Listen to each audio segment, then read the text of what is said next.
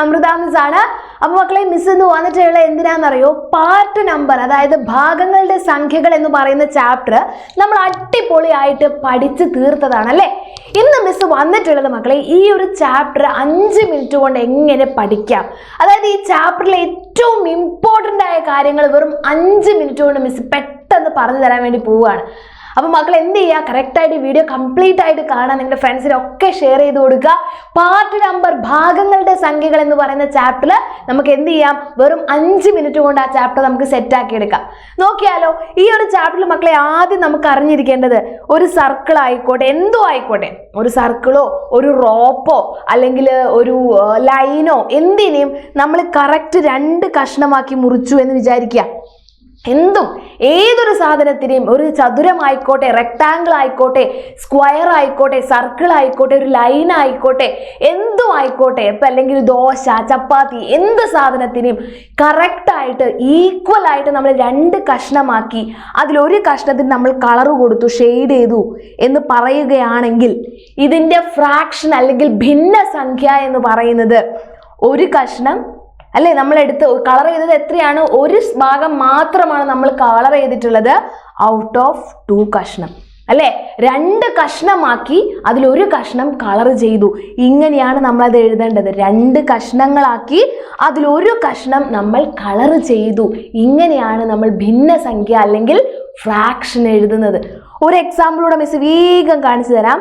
ഒരു സർക്കിളിനെ അല്ലെങ്കിൽ സ്ക്വയറിനെ അല്ലെങ്കിൽ എന്തോ ആയിക്കോട്ടെ, ചപ്പാത്തി, ദോശ, പിസ്സ, കേക്ക്, വലിയൊരു കയറ്, എന്തിനേയും നമ്മൾ 4 കഷ്ണങ്ങളാക്കി മുറിച്ചു എന്ന് വിചാരിക്കുക. 4 തുല്യ കഷ്ണങ്ങൾ, അത് നോട്ട് ചെയ്യണേ, 4 തുല്യ കഷ്ണങ്ങളാക്കി മിസ് മുറിച്ചു എന്ന് വിചാരിക്കുക. അതിൽ മിസ് 2 കഷ്ണം എടുത്തു എന്ന് വിചാരിക്കുക. അപ്പോൾ നമ്മൾ എത്ര കഷ്ണം എടുത്തത്, നമ്മൾ 2 കഷ്ണം എടുത്തു. മൊത്തത്തിൽ എത്ര കഷ്ണങ്ങളുണ്ട്, 4 കഷ്ണങ്ങൾ. അപ്പോൾ ഇതിൻ്റെ ഭിന്നസംഖ്യ എന്ന് പറയുന്നത് 2/4 ആണ്, 2/4 ആണ്. അപ്പോൾ ഇങ്ങനത്തെ ഫ്രാക്ഷൻ കണ്ടുപിടിക്കുന്ന ചോദ്യങ്ങൾ എന്തായാലും എക്സാമിന് ചോദിക്കും. ഭാഗങ്ങൾ ഷെയ്ഡ് ചെയ്തിട്ട് എന്ത് ചെയ്യുക, ഫ്രാക്ഷൻ എന്താണ് അല്ലെങ്കിൽ ഭിന്നസംഖ്യ എന്താണ് എന്ന് മക്കളോട് ചോദിക്കും. അപ്പോൾ ഈ ഒരു ഭാഗം പഠിച്ചു വെക്കുക.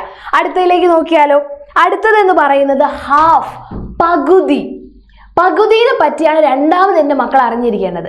അപ്പോൾ നിങ്ങൾ വിചാരിക്കും മിസ്സേ പകുതി ഞങ്ങൾക്ക് അറിയാം. പകുതി എന്ന് പറഞ്ഞാൽ 2 കഷ്ണമാക്കിയാൽ ഒരു ഭാഗം 1/2 നമ്മൾ പകുതി എന്ന് പറയുന്നത് എന്ന് നിങ്ങൾ എന്നോട് പറഞ്ഞു തരും.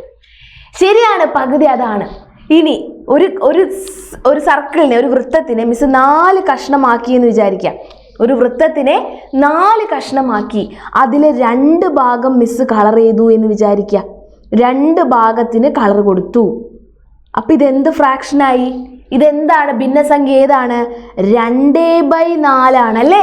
2 ഭാഗം 4 കഷ്ണത്തിൽ 2 ഭാഗം 2/4 ആണ്. പക്ഷേ കാണാൻ നോക്കിയ 2/4 1/2 ഒരേപോലെയാണ്.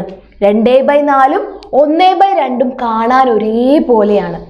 അപ്പോൾ പകുതി, ഹാഫ് എന്ന് പറഞ്ഞാൽ ഒരു ഭിന്നസംഖ്യ തന്നിട്ട് അത് 1/2 അതായത് ഹാഫിന് തുല്യമാണോ എന്ന് മക്കളോട് ചോദിച്ചാൽ എന്താ ചെക്ക് ചെയ്യേണ്ടത്, ഈ 4ന്റെ പകുതിയാണോ മുകളിലുള്ളത് എന്ന് നോക്കിയാൽ മതി.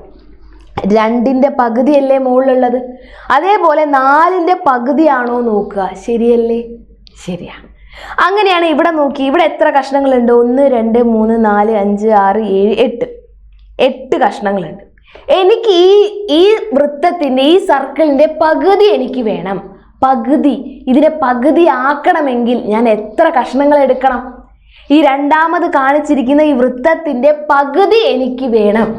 ഇതിനെ പകുതി ആക്കണമെങ്കിൽ എത്ര കഷ്ണങ്ങൾക്ക് കളർ കൊടുക്കണം, ഒന്ന് ആലോചിച്ച് നോക്കിയേ. ഇവിടെ 8 ആണെങ്കിൽ ഇതിൻ്റെ പകുതി മുകളിൽ എഴുതിയാൽ മതി 4. എന്നിട്ട് 4 കഷ്ണങ്ങൾക്ക് കളർ കൊടുത്താൽ പകുതിയായി. 4 കഷ്ണങ്ങൾക്ക് കളർ കൊടുക്കുക. അപ്പോൾ പകുതി, ഹാഫ് കണ്ടുപിടിക്കാൻ പറഞ്ഞാൽ ഇനി എത്രയായിക്കോട്ടെ, 16 16 കഷ്ണമാക്കിയ ഒരു ചപ്പാത്തി, അതിൽ എത്ര കഷ്ണം എടുത്താൽ നിങ്ങൾ പകുതി എടുത്തു എന്ന് പറയാം എന്നൊരു ചോദ്യം വന്നു. അതായത് 16 കഷ്ണങ്ങളാക്കിയ ഒരു ചപ്പാത്തിയുടെ പകുതി എന്ന് പറയുന്നത് എത്ര കഷ്ണങ്ങളാണ് എന്ന് എൻ്റെ മക്കളോട് ചോദിച്ചാൽ എന്ത് ചെയ്താൽ മതി, 16ന്റെ പകുതി എത്രയാ, 8. 8/16, 8 കഷ്ണം.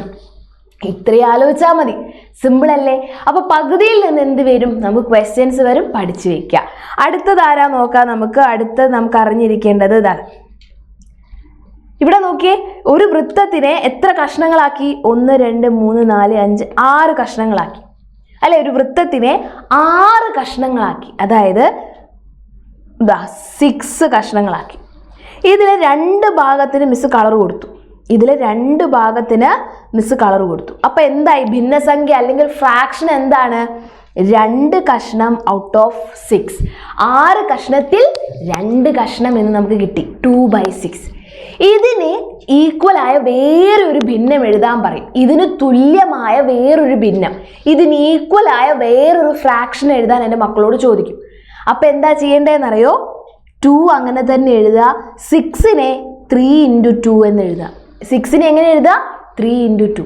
ഈ 2ഉം ക്യാൻസൽ ആവും, ബാക്കി 1/3.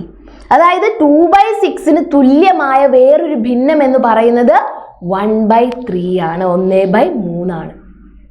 ഓക്കെ, ഇനി 1/3ന് വേറൊരു ഭിന്നം എഴുതാൻ പറഞ്ഞാൽ എന്ത് ചെയ്താൽ മതി?